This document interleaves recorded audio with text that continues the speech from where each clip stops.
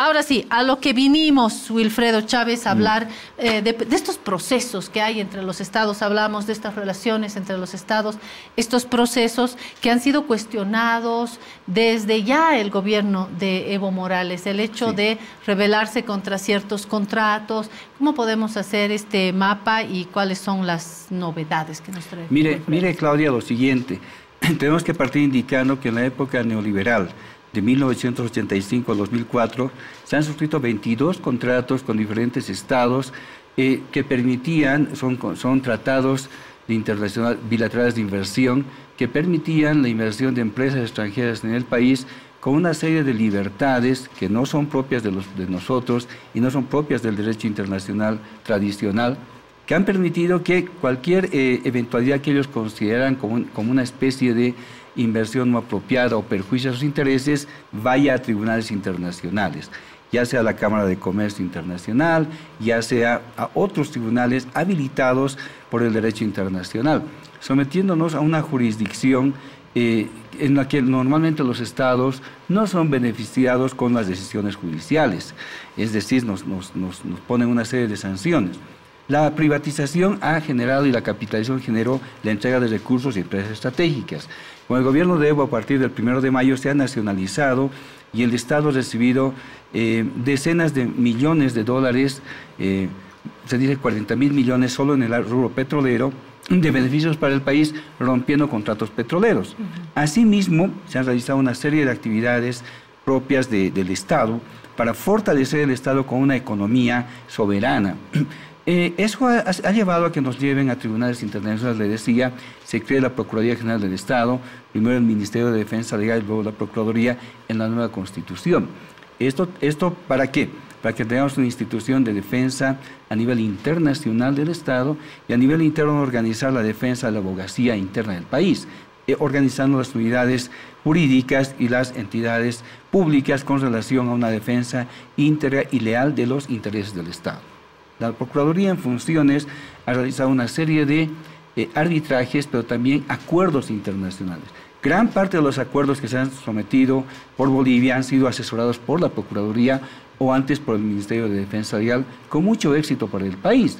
No hemos llegado a juicios, han llegado a varios acuerdos internacionales con varias empresas petroleras, que son las más grandes, por ejemplo, o la nacionalización de Entel, que también se ha logrado con la empresa italiana, cerrar un acuerdo internacional y no ir al juicio. Pero estos acuerdos implican un pago también, exactamente, es decir, porque, se busca soberanía, pero el romper acuerdos con grandes empresas internacionales implica siempre un pago para el Estado, ¿no? Así es, el Estado, en realidad el Estado no puede confiscar por la naturaleza del Estado de Derecho, no nos llamamos Estado de no derecho.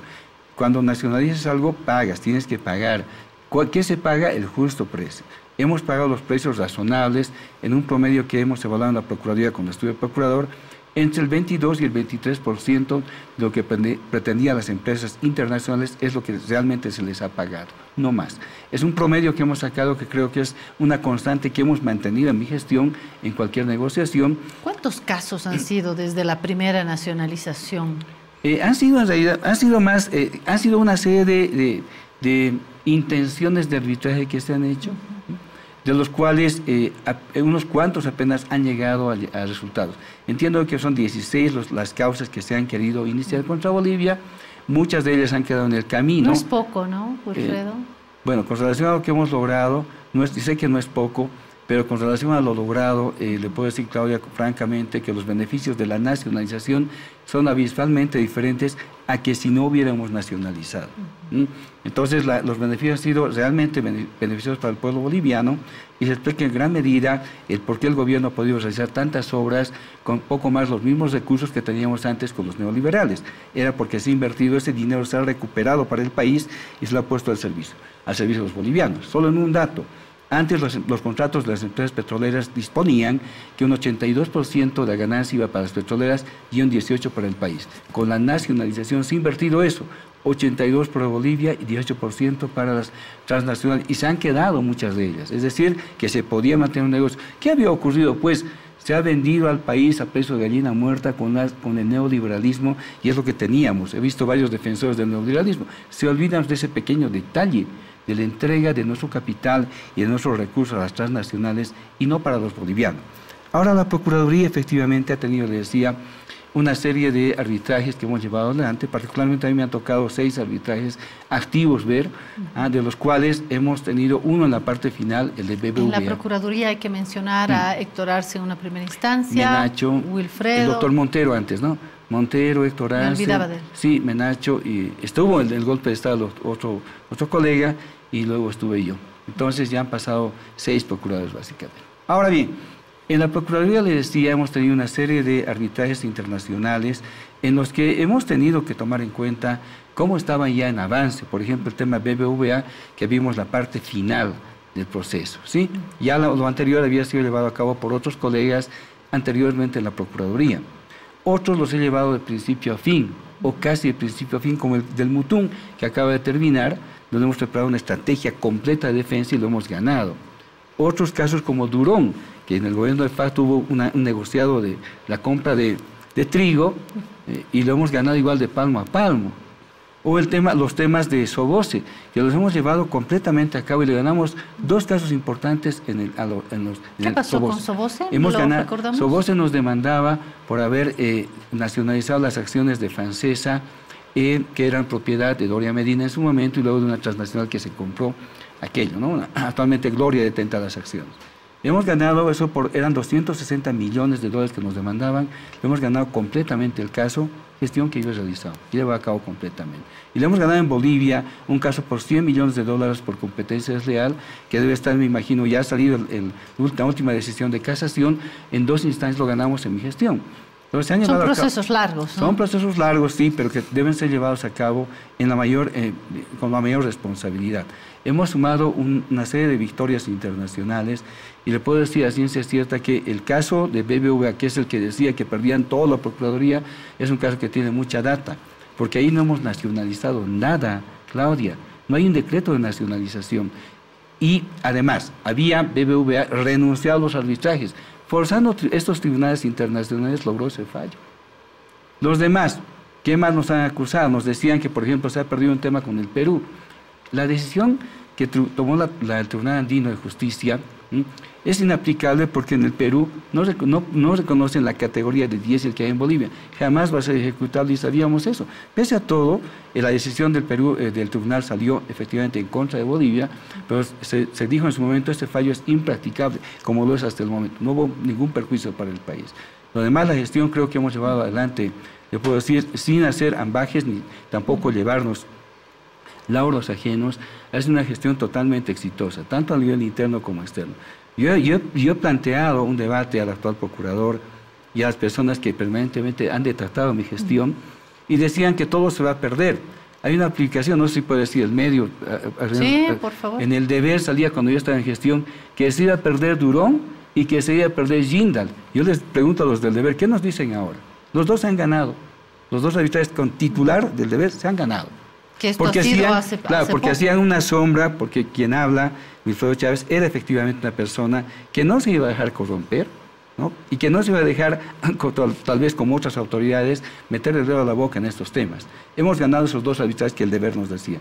Ahora hay temas en curso, un arbitraje más que está por la otra AFP, que es Zurich, y hay algo más. Entonces, está el tema de YPF. ¿Cuál es el problema con Zurich? Es lo mismo que BBVA, aducen que supuestamente se les ha perjudicado porque supuestamente se han nacionalizado las pensiones. Y reitero, no hemos nacionalizado nada. El punto de partida ha sido el enfoque que en su momento tal vez la defensa le dio al tema. Yo desde que he entrado a la Procuraduría he indicado, y en las audiencias que he ido en el caso de Zurich, hemos dicho claramente que nos demuestren cuándo se ha nacionalizado. Por ejemplo, no es lo mismo que en el caso Glencore, que sí hemos nacionalizado el complejo Vinto, todo lo que, no, las minas, eso sí, eso es nacionalización. ¿Y sabe cuánto nos pedía Glencore? Superaba los 1.100 millones de dólares estimados que querían que indemnicemos efectivamente por nacionalizar. Y saben bien las autoridades actuales, el presidente Arce y el ministro del área. Lo que ha pasado es que el tribunal ha determinado 253 millones de indemnización sobre 1.100 millones aproximadamente que pedían ellos. Que está, les decía, por el promedio del 20, 23%, 22%, más o menos lo que pedía. Sé que es una gran cantidad de dinero, pero sabían las autoridades nacionales que había esa posibilidad, porque si ahí se ha nacionalizado y durante muchos años, más de 10 o 15 años, no se ha pagado esa indemnización. ¿Por qué no se ha hecho por los ministros del área o por el actual presidente que sabía el tema económico? No pueden echar la culpa al ex procurador o a las autoridades del área. Hay un problema acá, Sí. y es el gobierno de Evo Morales, por supuesto el mini gobierno transitorio de Áñez y el actual gobierno de Luis Arce, porque tenemos elecciones, tenemos distintos presidentes. Bueno, en el caso de Áñez fue una quiebre constitucional, pero por lo general tenemos elecciones, tenemos distintos presidentes, y hay temas que al margen del partido, al margen de las peleas entre facciones o entre partidos, tiene que haber una continuidad. Usted se preguntará por qué no hemos invitado al actual Procurador General del Estado. Quiero decirle que sí, lo hemos invitado al procurador César Siles, y en su dirección de comunicación nos han contestado, nos han agradecido la invitación, pero se han excusado de participar. Por eso queremos preguntarle al ex procurador Wilfredo Chávez qué tránsitos ha habido y en qué medida la contaminación política entorpece estas líneas de defensa, porque es como el mar, tenemos que defender al país pese a los gobiernos, pese a las peleas entre ustedes.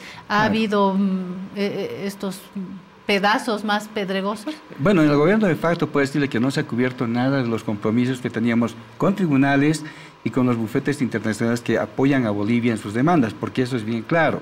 Todos los estados debemos contratar bufetes asentados en la jurisdicción donde nos demandan, y es lo que tenía Bolivia. ¿Han perjudicado? Claro que han perjudicado.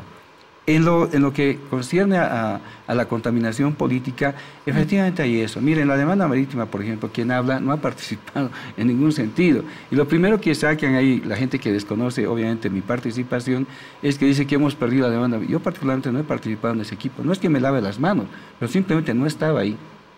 Otro de mi criterio, y lo conoce públicamente la opinión pública, de cómo debíamos encarar el tema marítimo y la demanda marítima por territorios propios, que es una tesis que con mi hermano planteé, pero no fue así.